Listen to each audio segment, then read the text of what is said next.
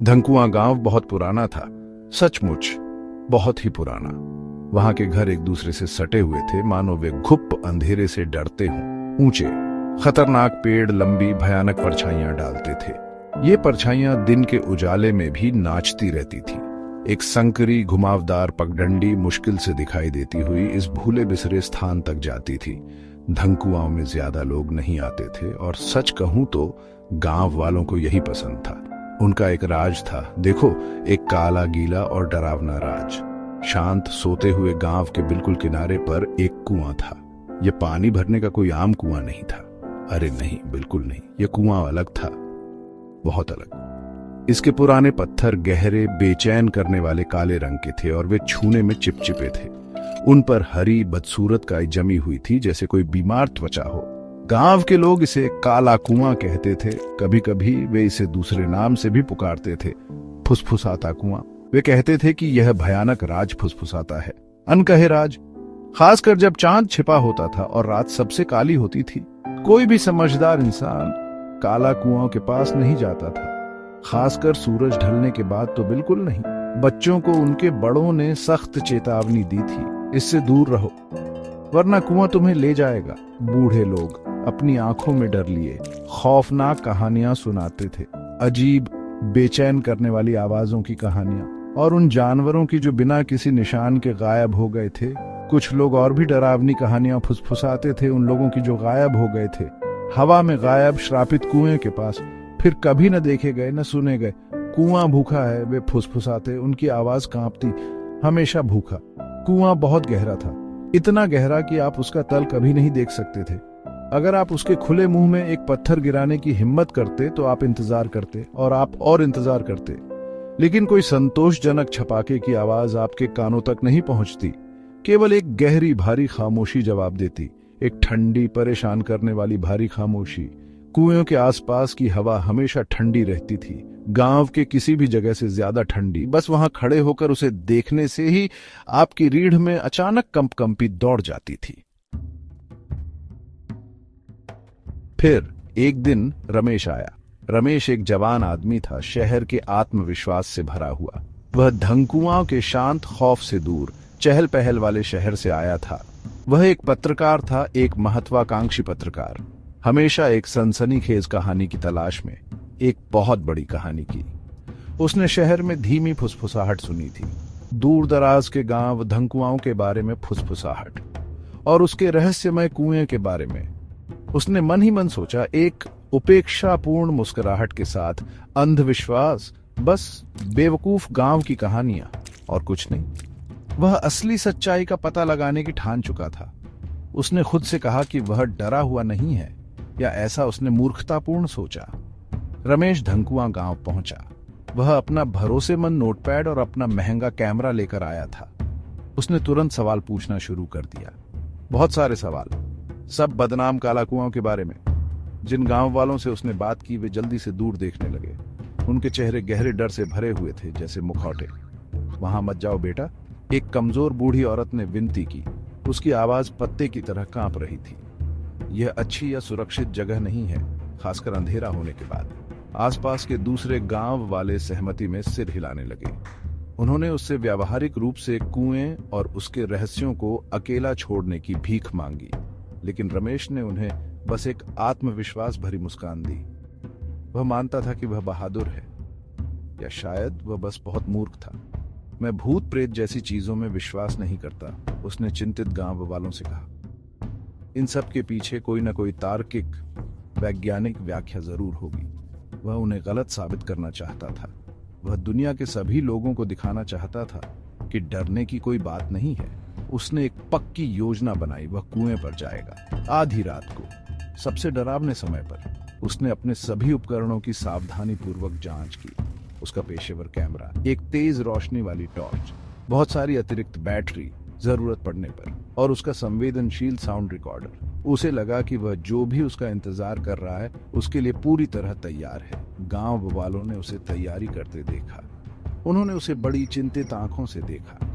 वे कुछ ऐसा जानते थे जो वह नहीं जानता था।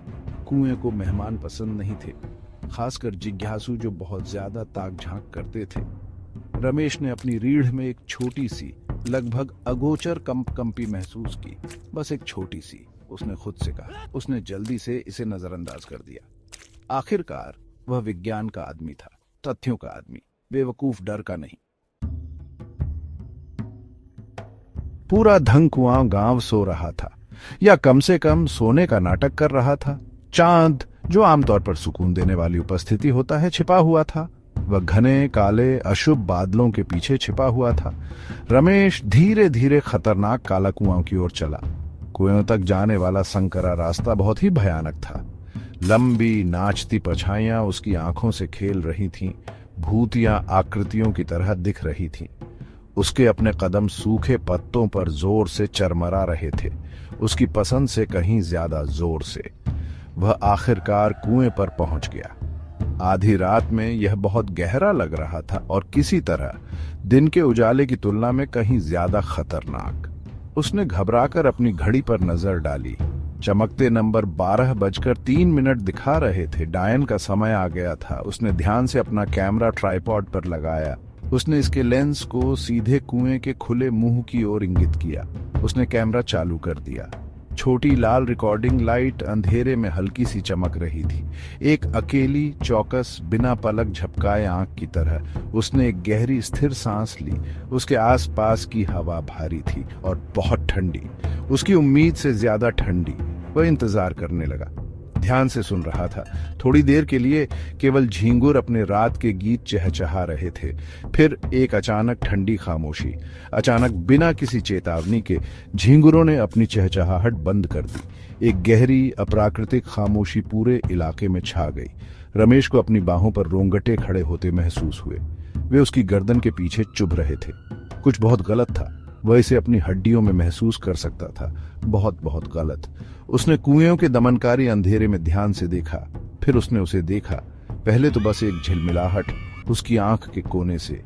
कुएं की गहरी गहराई से आती एक हलचल, एक परछाई, एक बहुत बहुत काली परछाई। यह निश्चित रूप से एक सामान्य परछाई नहीं थी। इस परछाई का कोई स्पष्ट आकार नहीं था। यह धुएं की तरह घूमती और मुड़ती थी। यह एक अजीब, अनदेखी ऊर्जा के साथ धड़क रही थी, जीवित सांस लेते अंधेरे के टुकड़े की तरह। यह बड़ी होने लगी और फिर और बड़ी, धीरे धीरे, अशुभ रूप से, अनदेखी गहराई से ऊपर उठ रही थी। एक ठंडा, लकवा मार देने वाला डर रमेश को पूरी तरह से भर गया। एक डर जो ठंडी रात की हवा से भी ज्यादा ठंडा था। उसका दिल उसके सीने में जोर से धड़क रहा था, एक उन्मत्त ढोल की तरह। वह जोर से चीखना चाहता था, लेकिन उसके संकुचित गले से बिल्कुल आवाज नहीं निकली। वह जम गया था, शुद्ध निरा डर से पूरी तरह जम गया था। सूरज धीरे धीरे उगा। इसने धंकुआं गांव में एक नए दिन की शुरुआत की, लेकिन किसी तरह यह नया दिन बिल्कुल भी नया नहीं लगा। यह पुराना लगा और बहुत उदास। कुछ बहादुर गांव वालों ने अपनी हिम्मत जुटाई। वे सावधानी से काला कुआं की ओर बढ़े। उन्होंने रमेश का नाम पुकारा। उनकी आवाजें झिझक रही थी। रमेश बाबू, क्या आप वहां हैं? रमेश बाबू। केवल शोकाकुल हवा ने उनके बुलावे का जवाब दिया। यह पेड़ों की सरसराहट भरी पत्तियों से राज फुसफुसा रही थी, एक दुखद अंतिम संस्कार गीत की तरह। खतरनाक कुएं के किनारे उन्होंने उसे पाया, रमेश का महंगा कैमरा। यह अभी भी अपने ट्राइपॉड पर खड़ा था, ठीक वहीं जहां उसने इसे छोड़ा था। इसकी छोटी लाल रिकॉर्डिंग लाइट अब बंद थी। बैटरी पूरी तरह खत्म हो गई थी। उन्हें उसका नोटपैड भी मिला। यह गीली ठंडी जमीन पर खुला पड़ा था। इसके पन्ने सुबह की हवा से थोड़े उखड़े हुए थे, लेकिन रमेश चला गया था। वह गायब हो गया था, पूरी तरह से बिना किसी निशान के, मानो ठंडी धरती खुद ही खुल गई हो और उसे निगल गई हो। या शायद और भी डरावनी बात, कुएं ने निगल लिया हो। समूह के एक बहादुर युवक ने ध्यान से कैमरा उठाया। वह इसे चिंतित गांव वापस ले गया। बेकाबू कांपते हाथों से वे रिकॉर्डिंग चलाने में कामयाब रहे। सबसे पहले उन्होंने छोटी स्क्रीन पर कुएं की तस्वीर देखी। यह अंधेरा और खौफनाक रूप से शांत था। फिर उन्होंने परछाई देखी, भयावह घूमती हुई काली डरावनी परछाई। उन्होंने ऑडियो पर एक तेज भयावह हांफने की आवाज सुनी। यह रमेश की हांफने की आवाज थी। फिर एक दबी हुई बेताब चीख। फिर अचानक कुछ नहीं, केवल स्टैटिक की कर्कश आवाज। स्क्रीन पूरी तरह से काली हो गई। रमेश कभी नहीं मिला। उसका एक भी निशान कभी सामने नहीं आया। काला कुआं अपना काला राज रखे रहा और इसने अपने नवीनतम शिकार को भी रखा। बरामद रिकॉर्डिंग ही एकमात्र सबूत थी। वहां छिपे अकल्पनीय आतंक का खौफनाक सबूत। धनकुआं के गांव वाले अब पहले से कहीं ज्यादा डरे हुए थे। कुआं अब सिर्फ एक पुरानी कहानी नहीं रह गया था।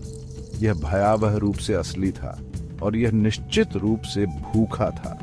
धनकुआं धीमी फुसफुसाहट की जगह बना रहा और स्पष्ट डर की, और एक भयावह कुएं की जो धैर्यपूर्वक इंतजार कर रहा था, हमेशा इंतजार करता था अपने अगले जिज्ञासु आगंतुक का।